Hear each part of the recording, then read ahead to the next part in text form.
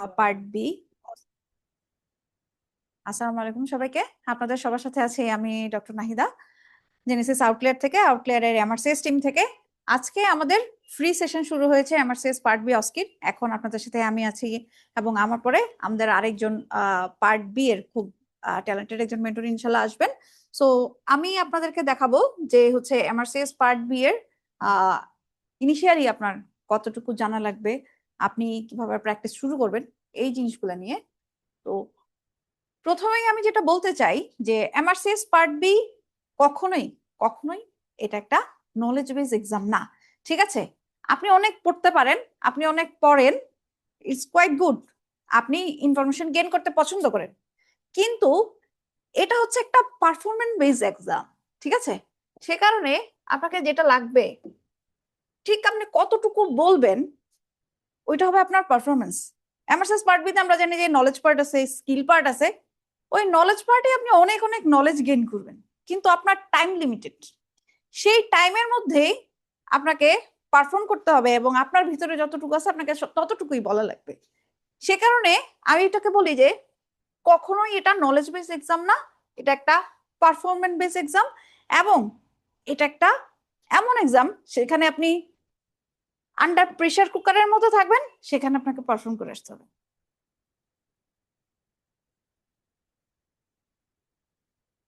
এখন আসি যে একজন বাংলাদেশি ডাক্তার হিসেবে, বাংলাদেশি ক্যান্ডিডেট হিসেবে আমাদের স্ট্রাগলটা কোথায়। কারণ হচ্ছে বাংলাদেশি ক্যান্ডিডেট আমরা যারা আছি, বাংলাদেশে আমরা যেই যেই সিস্টেমের মধ্য দিয়ে আসছি, সেই জায়গাটায় আমাদের আমাদের পেশেন্ট লেভেলে যে কমিউনিকেশনটা, সেটা হচ্ছে আপ টু দা মার্ক আমরা শিখে নাই। এটা সত্যি কথা, এটা সবাই স্বীকার করবেন যে হচ্ছে পেশেন্ট লেভেলে যে কমিউনিকেশন হওয়ার কথা, পেশেন্টের প্রতি যে সিম্প্যাথি, এমপ্যাথি, এই জিনিসগুলো আমরা আপ টু দা মার্ক কখনোই শিখি না। বা হচ্ছে আমাদের ওই এটা এখনো ডেভেলপ করেনি। তো এখন আমি যখন একটা ইন্টারন্যাশনাল এক্সাম দিতে যাব, সেখানে আমার যে পেশেন্ট থাকবে আর ওইখানে যারা থাকবে, তারা হচ্ছে থাকবে আকাশ পাতাল ডিফারেন্ট। এবং এই জায়গাটাই আমাদের স্ট্রাগল। এখন আসলে আমি আপনাদেরকে বলতেছি যে আমাদের স্ট্রাগলটা কোথায়। আমাদের স্ট্রাগল হচ্ছে, প্রথম যে স্ট্রাগল, আমরা যখন প্রথম শুরু করি পড়াশোনা, তখন যেটা থাকে এক্সাম প্রসিডিউর সম্পর্কে মানে ক্লিয়ার কনসেপশন না থাকা, যে হচ্ছে পরীক্ষাটা কিভাবে শুরু হচ্ছে, কিভাবে আপনি করতেছেন, ঠিক আছে, একটা পর একটা স্টেশন কিভাবে আসতেছে। এখানে প্রথম কনফিউশনটা এটাই শুরু হয়, এবং হচ্ছে আমার যে প্রথম কনফিউশন এটা দিয়েই শুরু হয়েছিল। তারপর হচ্ছে যে আরেকটা কনফিউজিং পার্ট যেটা, সেটা হচ্ছে স্কিল পার্ট। স্কিল পার্টটা আমাদের জন্য খুব বেশি কনফিউশন। এছাড়া আমরা ভয় সবচেয়ে যেটা পাই সেটা হচ্ছে যে কমিউনিকেশন, যে আমি তো ইংলিশ মিডিয়াম ব্যাকগ্রাউন্ডের না, আমি তো ইংরেজিতে কথা বলতে পারি না, সেখানে আমি পেশেন্টের সাথে কমিউনিকেট কিভাবে করব, পেশেন্টের কাউন্সিলিং কিভাবে করব। কারণ হচ্ছে আমাদের মধ্যে কিছু রিউমার আছে যে হচ্ছে পেশেন্ট আনকোঅপারেটিভ থাকে, কিছু এংরি পেশেন্ট থাকে, এদেরকে কাউন্সিলিং করতে হয়, করে লাইনে আনতে হয়, তারপর এদের ভিতর থেকে কথা বের করতে হয়। এই রিউমার গুলা আছে, এবং এখানেই আমরা ভয় পাই যে এই পেশেন্ট গুলাকে আমরা কিভাবে কাউন্সিলিং করব, কিভাবে এদের সাথে আমরা কমিউনিকেট করব। আর ওদের সাথে যেহেতু আমার স্পন্টেনিয়াস কথা বলতে হবে, আমি যাতে ইংলিশ মিডিয়াম ব্যাকগ্রাউন্ডের না, আমি কিভাবে কন্টিনিউ করব। এগুলা নিয়ে শায়লাপু আছে, শায়লাপু খুব সুন্দর কথা বলবে এগুলো নিয়ে। তারপর হচ্ছে আমাদের আরেকটা এনজাইটি কাজ করে টাইম ম্যানেজমেন্ট নিয়ে। কারণ হচ্ছে যে আমার স্কিল পার্ট 6 মিনিট, 6 মিনিটের মধ্যে শেষ করতে হবে, 4 মিনিট আমার কোশ্চেন অ্যান্সার সেশন। তো যখন আমরা ইনিশিয়ালি শুরু করি, যেহেতু আমরা ইংরেজিতে অত বেশি ফ্লুয়েন্ট না, সে কারণে যেটা হয় সেটা হচ্ছে যে শুরু করতেই, যেমন হচ্ছে যে স্কিল পার্টে আমি হিস্ট্রি কিং যে স্কিল পার্ট শুরু করছিলাম, hello I am doctor Nahida, one of the surgical doctor here, May confirm your name in H please, এইটুকু ডেভেলপ করতেই আমার অনেকদিন পর্যন্ত সময় লেগে গেছে, বিকজ অফ অ্যাংজাইটি। এবং শুধু এটা আমি না, আমার সাথে বাকি যারা ছিল সবারই একই অবস্থা ছিল। তারপর হচ্ছে আসি আমরা আমাদের কাছে যে আরসিএস এর যে স্ট্রাকচার্ড অ্যান্সারের যে চেকলিস্ট আছে, সেটা সম্পর্কে আমাদের অনেক কনফিউশন আছে। বিভিন্ন গ্রুপে বিভিন্ন রকমের চেকলিস্ট আছে, সেটা নিয়ে আমাদের একটা কনফিউশন আছে। এবং এই জিনিসগুলো নিয়ে আমাদের কনফিডেন্টে কিছুটা ঝামেলা হয়। আমি পরীক্ষা দিয়ে যতটুকু বুঝলাম, এই পরীক্ষাটা হচ্ছে একটা কনফিডেন্সের খেলা। আরেকটা জিনিস যেটা, আমরা যে আমরা যেসব সুপারভাইজারদের কাছে পড়াশোনা করি, ম্যাক্সিমামই হচ্ছে অনলাইন, ম্যাক্সিমাম অনলাইন। বাট আপনি যখন পরীক্ষা দিতে যাবেন, তখন কি হবে, পরীক্ষাটা হবে অফলাইন।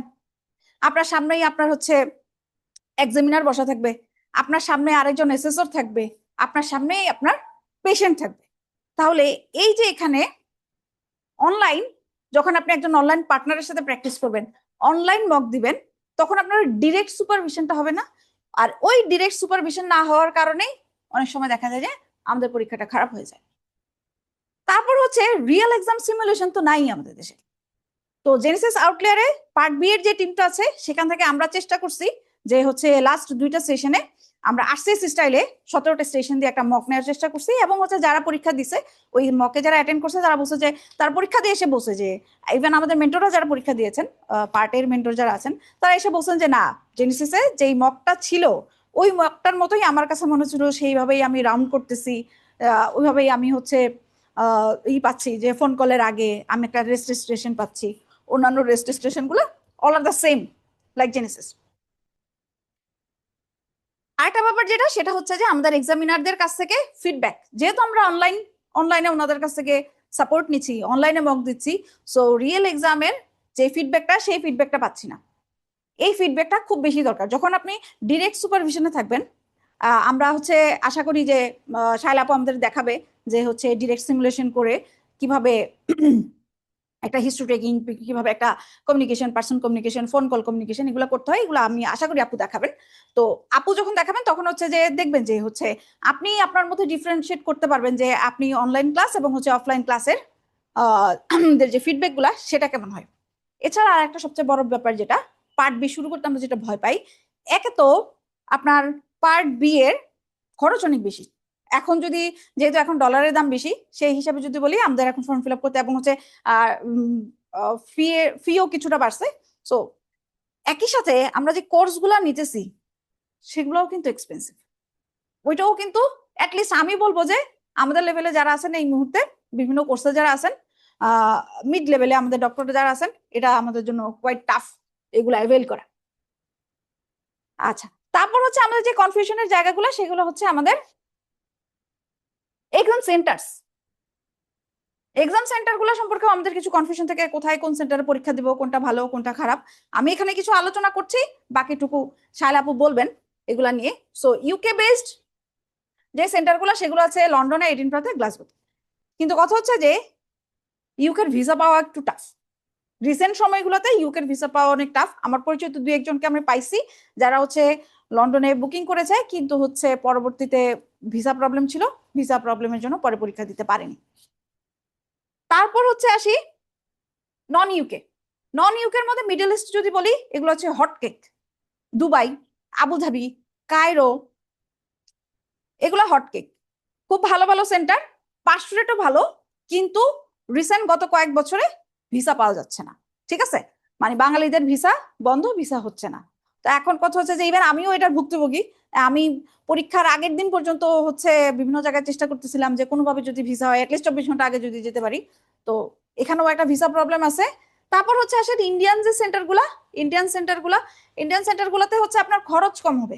ইন্ডিয়ান সেন্টারে এখানে আপনার প্লেন খরচ, যাওয়া আসার সময় কম, খরচ কম। কিন্তু এখন ইন্ডিয়ার ভিসা তো কিছুদিন বন্ধ ছিল, সামনের দিকে হয়তো বা খুলতে পারে। তবে রিউমার আছে যে হচ্ছে ইন্ডিয়ায় বাঙালিদের পাস রেট কিছুটা কম। তো আপনি যদি পারেন, এটা আমার কথা হচ্ছে যে যদি আমি পারি তাহলে আমি যে কোনো সেন্টারে পাস করবো। তো ভিসা যেহেতু আমরা আশা করতেছি সামনের দিকগুলোতে ভিসার যে জটিলতাগুলা সেগুলো কমে যাবে, আপনারা ইন্ডিয়ান সেন্টারগুলোতে ট্রাই করতে পারেন। তারপর আসি মালয়েশিয়া। মালয়েশিয়াতে যে সেন্টারগুলো থাকে, কুয়ালালামপুরে আছে, কুচিং এ আছে, পেনাঙে আছে। ঠিক আছে, তো এক এক সেন্টারের এক এক রকমের রিভিউ আছে এক একজনের কাছে। তো কোনোটাই খুব বেশি একটা খারাপ না, এবং আমাদের জন্য কনভিনিয়েন্ট, কিন্তু ইন্ডিয়ার চেয়ে খরচ একটু বেশি হয়ে যায় এই ক্ষেত্রে আমাদের জন্য। তারপর হচ্ছে আরেকটা এখন রিসেন্ট পপুলার হচ্ছে আমাদের কলম্বো। কলম্বোতে হচ্ছে রিসেন্টলি বাঙালিরা অনেক বেশি পরীক্ষা দিচ্ছে, এবং কলম্বোর সেন্টারটাও খুব নতুন, খুব বেশি দিন হয় নাই, এবং আস্তে আস্তে পপুলার হচ্ছে। এবং হয়তোবা ওইখানে একটু খরচও কম, সেই কারণে সবাই দেখলাম যে কলম্বোর প্রতি ইন্টারেস্টেড বেশি, এবং পাস রেটও মোটামুটি ভালো। এখন আসেন আমরা একটু ওস্কির ব্লুপ্রিন্টটা দেখি। আমি নলেজ পার্টটুকু নিয়ে বলবো, আর আমার সাথে আমার পরবর্তীতে ডক্টর শায়লা আপু আসবেন, আপু স্কিল পার্ট নিয়ে বলবে। ঠিক আছে, তো নলেজ পার্টে আমাদের থাকে 8টা স্টেশন। 8টা স্টেশনে অ্যানাটমি থেকে থাকবে 3টা স্টেশন। যেহেতু আমরা সার্জারি ব্যাকগ্রাউন্ডের, আমি বিশ্বাস করি যে আপনি অ্যানাটমি যদি মোটামুটি আপনার প্রিপারেশন যদি আপনি 6 মাস আগে যদি প্রিপারেশন শুরু করেন, প্রতিদিন আপনি যদি 1 ঘন্টা অ্যানাটমিতে দেন, আমাদের প্রত্যেকটা স্টেশনে থেকে 20 নাম্বার, এটা আমরা জানি। তো আমি এতটুকু বলতে পারি যে আপনি যদি প্রতিদিন মিনিমাম 1 ঘন্টা করে সময় দেন অ্যানাটমির জন্য, এবং 6 মাস, যদি আপনি 6 মাস ধরে প্রিপারেশন নেন, আমি বলবো 1 ঘন্টা সময় দেন। আর যদি 4 মাস যদি আপনার প্রিপারেশনের ডিউরেশন থাকে, অ্যানাটমির জন্য 2 ঘন্টা সময় দেন। আমি বলতে পারি যে আপনি এখানে মিনিমাম 17 পাবেন প্রত্যেক স্টেশনে, 17 পাবেন। তারপর হচ্ছে আসেন প্যাথোলজি। প্যাথোলজিতে থাকে হচ্ছে 2টা স্টেশন। একটাতে হচ্ছে আমার সার্জিক্যাল প্যাথোলজি থাকবে, আর একটাতে প্যাথোলজির সাথে মাইক্রোবায়োলজির কিছু পোর্শন থাকতেও পারে, নাও থাকতে পারে। প্যাথোলজি নিয়ে আমি আরো ডিটেলস বলবো। তারপর হচ্ছে আসেন ক্রিটিক্যাল কেয়ার। ক্রিটিক্যাল কেয়ারের থাকবে 3টে স্টেশন, ঠিক আছে? এখন ক্রিটিক্যাল কেয়ার, এই যে প্রত্যেকটাতেই হচ্ছে আমাদের কি আছে, প্রত্যেকটাতেই আমাদের 20 করে থাকতেছে, কিন্তু এই যে 20 মার্ক করে থাকতেছে, এখানে দেখেন এটা কিন্তু নলেজ পার্ট। আপনার অ্যানাটমি এবং প্যাথো, এখানে হচ্ছে আমাদের প্রফেশনালিজম বলতে কিছু নাই। বাট ক্রিটিক্যাল কেয়ারে আমাদের হচ্ছে clinical and technical skill and communication, sorry professionalism, communication না, প্রফেশনালিজম, এখানে আমাদের 4-4-8 থাকে। আর আমি যতটুকু নলেজ গেইন করে যাচ্ছি সেখানে থেকে 12। এখন কথা হচ্ছে কি, শুধু নলেজ মানে আমি নলেজ জানবো না, তাহলে আমি প্রফেশনালিজম জিনিসটা কিভাবে করব, ঠিক আছে? অথবা হচ্ছে আমার ক্লিনিক্যাল টেকনিক্যাল স্কিল, এগুলো আমি কিভাবে বলবো, মানে এই জিনিসগুলো কি, আমি তো পড়ে যাচ্ছি, দেখতেছি ক্রিটিক্যাল কেয়ার বইয়ে আছে, পড়তেছি, আপনি কিভাবে অ্যান্সার করছেন, আপনার সিকোয়েন্স মেনটেন হচ্ছে কিনা, এগুলোই হচ্ছে আপনার প্রফেশনালিজম থেকে আপনাকে, এই প্রফেশনালিজমের 4 এবং হচ্ছে ক্লিনিক্যাল অ্যান্ড টেকনিক্যাল স্কিল থেকে 4, 8 নাম্বার আপনাকে এনে দিবে, ঠিক আছে? আচ্ছা, এখন আসি আমাদের অ্যানাটমি। অ্যানাটমিতে কি কি আছে? অ্যানাটমিতে সবচেয়ে বেশি যেটা খুব খুব খুব বেশি আমাদের জানা লাগে সেটা হচ্ছে হেড নেক। হেড নেক থেকে মোটামুটি একটা স্টেশন থাকবেই। তারপর হচ্ছে থাকবে হচ্ছে আপার Lim and lower Lim, upper Lim অথবা লোয়ার লিম থেকে একটা থাকবে। তারপর থাকবে অ্যাবডোমেন। আচ্ছা, হেড নেকের সাথে স্পাইন, সরি স্পাইনের কথা দিতে আমি ভুলে গেছি। অ্যাবডোমেন এন্ড থোরাক্স, এখান থেকে থাকবে একটা টপিক, ঠিক আছে? তো এখন আসেন আমাদের যে বইগুলো আছে সেই বইগুলাতে কেমন থাকে, এইরকম টাইপের, যেমন থোরাক্সের একটা ছবি আমি নিয়ে আসছি, এরকম টাইপের একটা ছবি থাকে, ঠিক আছে? আপনি এটা পড়ে যাবেন, খুব ভালোভাবে দেখে যাবেন, এবং হচ্ছে খুব এখানে হচ্ছে কিছু স্টার্ট দেওয়া থাকে, সেগুলো আমরা পড়ে যাই যে খুব কমনলি কোন কোন টপিক গুলো আসতেছে, কোন কোন নাম্বার গুলো আমাদের কাছে জানতেছে। এই যে এরকম হচ্ছে একটা ছবি থাকে, ছবিগুলোতে নাম্বারিং থাকে। নর্মালি আমাদের কোশ্চেন গুলো যেমন হয়, tell me the number 12, number 13, তারপর যদি কোনো নার্ভ থাকে সেই নার্ভের ফাংশন জানতে চায়, ঠিক আছে? অথবা যদি কোনো ভেসেল থাকে সেই ভেসেলটা কোথায় ড্রেন করে, এসব জানতে চায়। আপনি এটা দেখে যাবেন, পরীক্ষার হলে যায় দেখবেন যে এরকম একটা ছবি। এখানে এটা যত বিদঘুটে দেখা যাচ্ছে, জিনিসটা অ্যাকচুয়ালি অতটা বিদঘুটে থাকে না, পরীক্ষার হলে সুন্দর ছবি থাকে। কিন্তু কথা হচ্ছে, যেহেতু এই ছবিগুলো সেখান থেকে কপি করা হয়, তো বিভিন্ন অ্যাঙ্গেলে নেওয়া হয়, সেই কারণে আমাদের কাছে ছবিগুলো অত ক্লিয়ার কাট আসে না।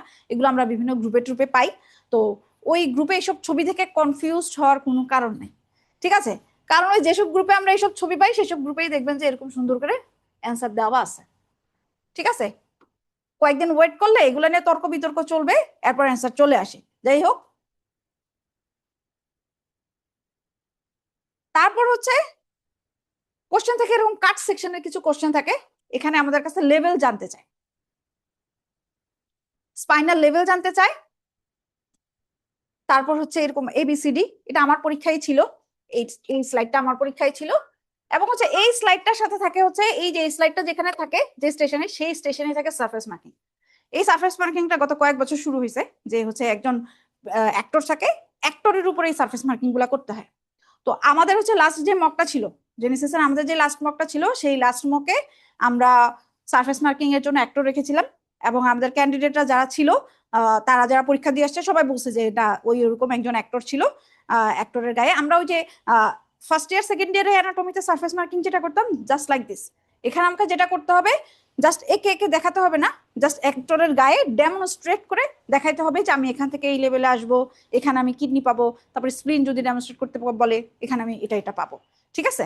যেমন আমার পরীক্ষার সময় কিডনি ছিল। আচ্ছা, তারপর হচ্ছে থাকে হ্যান্ড, হ্যান্ড থাকে, ফুট থাকে, অ্যানাটমির আপার লিম্ব লোয়ার লিম্ব এই অংশগুলো থেকে। তারপর আসে ক্রিটিক্যাল কেয়ার। এখন ক্রিটিক্যাল কেয়ার প্রফেশনালিজম, আমি বলতেছিলাম যে প্রফেশনালিজম, তারপর হচ্ছে আপনার ক্লিনিক্যাল অ্যান্ড টেকনিক্যাল স্কিল, এখান থেকে হচ্ছে 8 নাম্বার থাকে। এখন এই 8 নাম্বারে এক্সামিনার আমাদের কাছে কি চায় অ্যাকচুয়ালি, যেহেতু critical care patient is deteriorating, so আমাদের কাছে কি চায়, we can recognise the deterioration of the patient. কিছু ডাটা দেওয়া থাকে কিছু কিছু স্টেশনে, সেই ডাটাগুলো আমরা ইন্টারপ্রিট করতে পারতেছি কিনা, ঠিক আছে। আমরা সেফ অ্যান্ড স্ট্রাকচার্ড ম্যানেজমেন্ট শুরু করতে পারি কিনা। আমাকে বলবে how will you manage the patient, I will manage the patient accord as it is a acute critically ill patient, I will manage the patient by this. ঠিক আছে, এই যে আপনি এটা করতেছেন, এখান থেকেই হচ্ছে আপনি পেশেন্ট ডিটোরিয়েটেড করতেছে, সেটা আপনি রিকগনাইজ করে দিলেন কিভাবে, it is acute surgically ill patient, সেটা দিয়ে আপনি রিকগনাইজ করে দিলেন, আপনি পেশেন্টকে এভাবে ম্যানেজ করবেন। এই যে প্রফেশনালিজমে এই মার্কগুলো এইভাবে করে আসতেছে, ঠিক আছে। আপনি কিন্তু অ্যান্সার জানেন। আমাদের হচ্ছে নর্মালি যেটা হয়, যখন আমরা ক্যাজুয়ালিটিতে, আমরা যারা রেসিডেন্ট আছি ঢাকা মেডিকেল ক্যাজুয়ালিটিতে আমরা অনেকেই ডিউটি করি, বা এফসিপিএস পার্ট 2 ট্রেনি যারা আছি ঢাকা মেডিকেলে ক্যাজুয়ালিটিতে আমরা ডিউটি করি, আমরা এবিসিডি ম্যানার সবাই হচ্ছে জানি, যারা আমরা ফেজে পরীক্ষা দেই এটাও জানি, কিন্তু ওই যে অত সুন্দর করে বলাটা, এটাই আমার প্রফেশনালিজম। এখান থেকেই আমার মার্কটা আসে, যে আমি যে 8 নাম্বারটা পাবো কোত্থেকে পাবো। তারপর যে সিকোয়েন্স, একটার পর একটা, কোনটার পর কোনটা। আমার কাছে একটা পেশেন্ট একিউট অ্যাবডোমেন নিয়ে আসছে, ইন্টেস্টিনাল অবস্ট্রাকশন নিয়ে আসছে, আমাকে বললো তুমি এই পেশেন্টকে কেমনে ম্যানেজ করবা, ঠিক আছে। তো আমি যদি প্রথমে বলি পেশেন্টকে আমি একটা এক্সরে করতে পাঠাবো, সেটা করব। আমি আগে পেশেন্টের ফ্লুইড ম্যানেজমেন্ট করব, অ্যান্টিবায়োটিক দিব, অ্যান্টি আলসারেন্ট দিব, তারপর হচ্ছে পেশেন্টের কিছু ব্লাড ইনভেস্টিগেশন পাঠাবো, তারপর আমি পেশেন্টকে স্টেবল হওয়ার পরে তারপর আমি পেশেন্টকে স্ক্যানে পাঠাবো, ঠিক আছে। এই সিকোয়েন্স গুলো মেনটেন করা, এগুলো থেকেই আমাদের প্রফেশনালিজম, তারপর হচ্ছে আমাদের সার্জিক্যাল টেকনিক্যাল স্কিল থেকে নাম্বারগুলো আসবে। এবং হচ্ছে এসকেলেট অ্যাপ্রোপ্রিয়েটলি, এই যে আমি বললাম যে এই স্টেপে স্টেপে যাব, দ্যাট ইজ, যেমন যদি আমি একটা স্টেশন আপনাকে দেখাই, আমার সাথে যারা আছেন, you are a surgical SHO on call, have been called surgical SDO to review a 60-year-old male patient who underwent abdominoperineal resection under GA 12 hours ago. You did not attend the operation and did not see him before.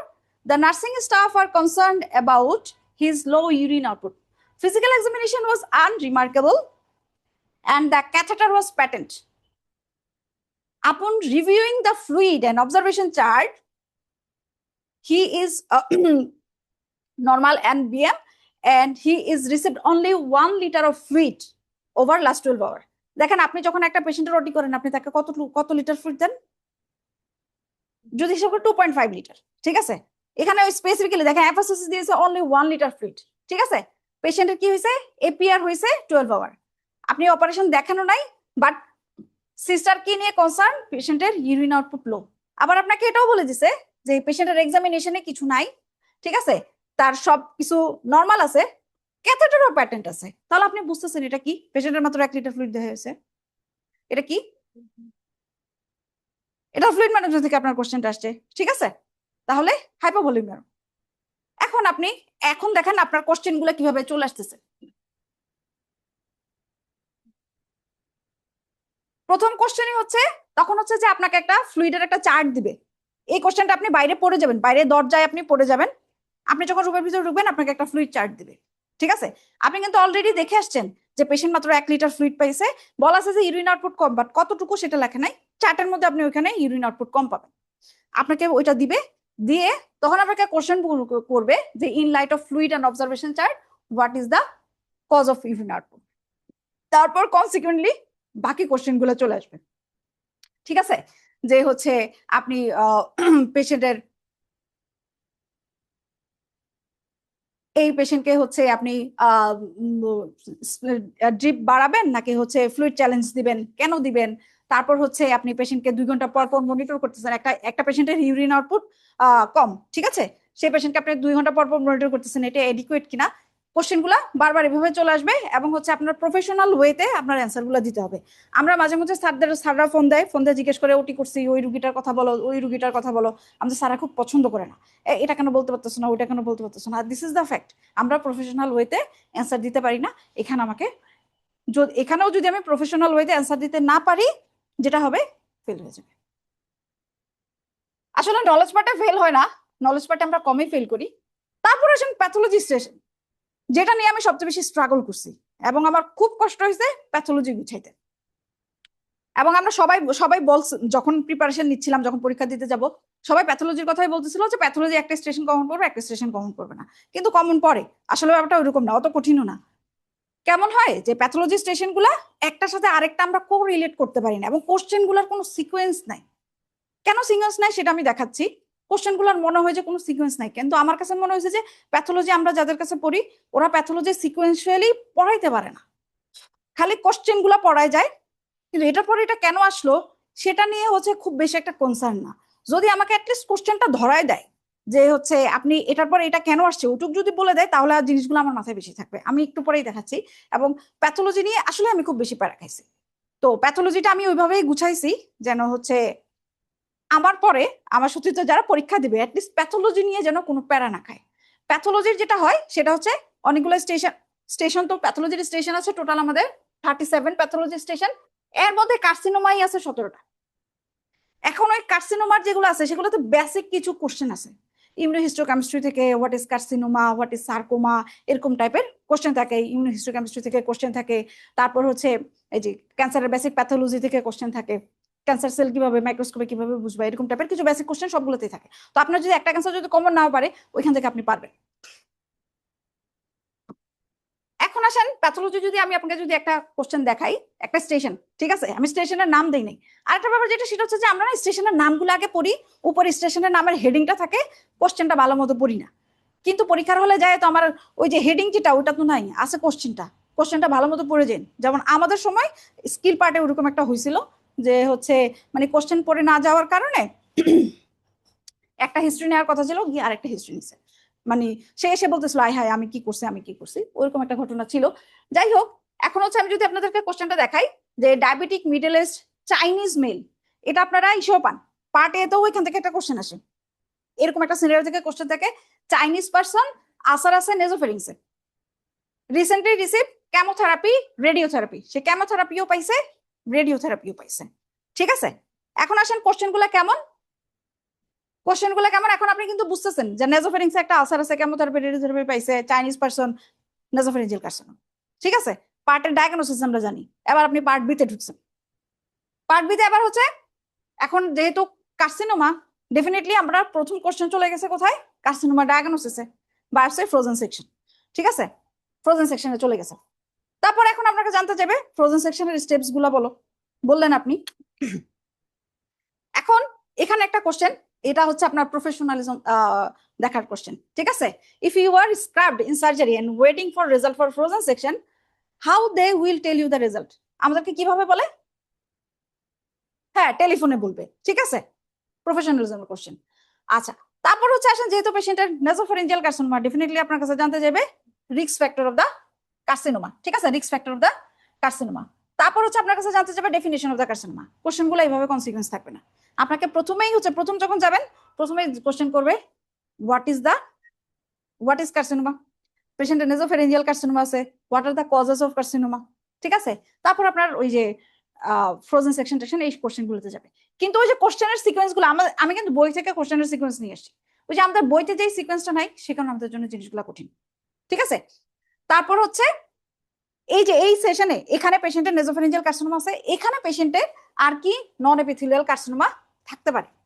তারপর হচ্ছে যেহেতু carcinoma, সেখান থেকে cytology কি, histology কি, immunohistochemistry কি জিনিস, এই কোশ্চেন গুলো আসবে। তারপর হচ্ছে আসেন আচ্ছা স্প্রেড, স্প্রেডের যে আমরা একদম হচ্ছে বেসিক লেভেলে যেগুলো হচ্ছে প্যাথোলজির যেগুলো পড়ছিলাম যে স্প্রেড কিভাবে হয়, পারমিয়েশন, এম্বোলাইজেশন, সেখানের কোশ্চেন। আচ্ছা, how does radiotherapy act against malignant tumour. দেখেন এখানে পেশেন্ট কি পাইছে, রেডিওথেরাপি পাইছে, কেমোথেরাপি পাইছে, কিন্তু হঠাৎ করে হচ্ছে আমার কাছে কোশ্চেনটা কোথায় চলে গেল, রেডিওথেরাপিতে। আমি যখন পড়তেছিলাম তখন শুধু হচ্ছে আমি রেডিওথেরাপি মুখস্থ করতেছি যে রেডিওথেরাপি কিভাবে কাজ করে, কিন্তু অনেক খোঁজাখুঁজির পরে এরপরে দেখলাম যে আসলে nasopharyngeal কার্সিনোমার first line of treatment হচ্ছে রেডিওথেরাপি। সেই কারণেই আমাকে এখানে রেডিওথেরাপি থেকে কোশ্চেনটা করছে, আর তো কখনোই রেডিওথেরাপি থেকে এখানে কোশ্চেনটা হইতো না। কিন্তু এই যে আমি একটা পড়তেছি নেসোফেরিঞ্জিয়াল কার্সিনোমা, হঠাৎ করে ধাম করে আমার একটা রেডিওথেরাপির কোশ্চেন চলে আসছে, এই জায়গাগুলোতে আমি খুব প্যারা খাইতেছিলাম। এরকম আরো অনেক স্টেশন আছে যে আমি একটা জিনিস পড়তেছি ধাম করে কিছু একটা ঢুকাই দিছে, কি রে ভাই এটা তো এই স্টেশনের মধ্যে ওই কোশ্চেন কোত্থেকে আসলো। জিনিসগুলো এভাবে যাচ্ছে আর কি। তারপর হচ্ছে যেহেতু রেডিওথেরাপির স্কেল থেকে একটা কোশ্চেন আসে, তারপর হচ্ছে আসেন পেশেন্ট রেডিওথেরাপি পাচ্ছে, পেশেন্টের কি থাকবে, ইমিউনো কম্প্রোমাইজ থাকবে, ইমিউনো কম্প্রোমাইজ পেশেন্টের ফাঙ্গাল ইনফেকশন হবে, ফাঙ্গাল ইনফেকশন থেকে এরপর একটা কোশ্চেন দিয়ে দিছে। তাহলে এইটা হচ্ছে এই কোশ্চেনের কনসিকুয়েন্সটা হচ্ছে এইটা, এবং প্যাথোর কোশ্চেন গুলা ওই কনসিকুয়েন্সে নাই, সে কারণে প্যাথোটা নিয়ে আমরা প্যারা খাই। তবে প্যাথো আমি যতটুকু বুঝাইছি ইনশাল্লাহ আমি আপনাদেরকে হেল্প করতে পারবো, মানে আপনারা একটা কনসিকুয়েন্স খুঁজে পাবেন। এখন কথা হচ্ছে এসব আপনি ওভারকাম করবেন কেমনে? প্র্যাকটিস করবেন, সুপারভাইজ প্র্যাকটিস করবেন, শুধু প্র্যাকটিসটা নিজে নিজে প্র্যাকটিস না, সুপারভাইজ প্র্যাকটিস করবেন, এবং আপনার যে আপনাকে সুপারভাইজ করবে তার কাছ থেকে ফিডব্যাক নেবেন। ফিডব্যাক, প্র্যাকটিস, তাহলে শুধুমাত্র প্র্যাকটিস প্র্যাকটিস প্র্যাকটিস আমি কখনোই বলবো না। প্র্যাকটিস করবেন, সুপারভাইজ প্র্যাকটিস করবেন, এবং ফিডব্যাক নেবেন, এরপর আবার প্র্যাকটিস করবেন। শুধু প্র্যাকটিস আপনি করতে পারেন, কিন্তু আপনি ভুলভাল প্র্যাকটিস করতেছেন কন্টিনিউসলি, আলটিমেটলি কোনো লাভ নেই। এবং ইনশাল্লাহ আমি আশা করি আমাদের পার্টবির যে টিম আছে সেই টিম আপনাদেরকে যথেষ্ট পরিমাণ হেল্প করবে এই ব্যাপারে। তো ধন্যবাদ সবাইকে, আমার এটা এখানেই শেষ। আমার পরে ডক্টর শায়লা আপু আছেন, শায়লা আপু এখন আপনাদের সাথে দেখাবেন। আপু স্কিল পার্ট নিয়ে মেনলি আমাদের সাথে কথা বলবেন, যেটাতে আমরা বাঙালিরা সবচেয়ে বেশি খারাপ করি, এবং হচ্ছে আশা করি যে আপনারা ভালো কিছু ডিরেকশন পাবেন আপুর কাছ থেকে। ধন্যবাদ সবাইকে।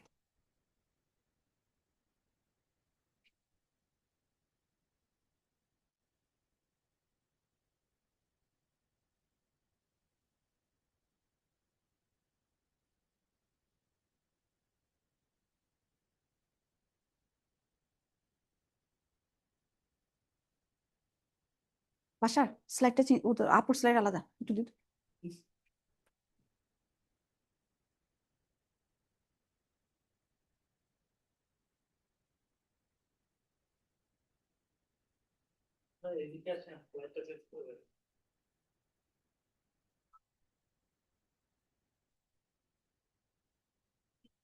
ওরা কই?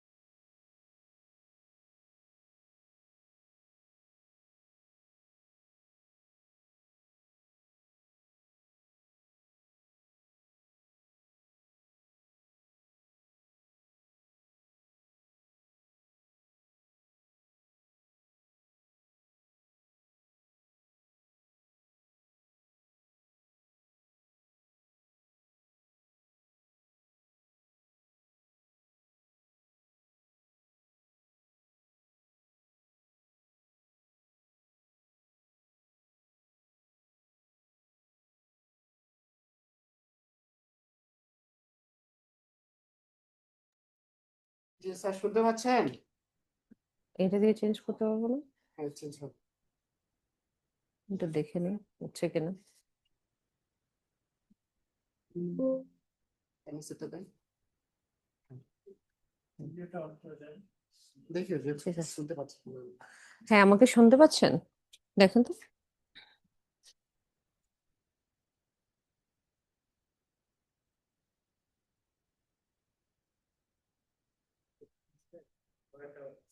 অন করা তো, লাইট চলছে, অন করা।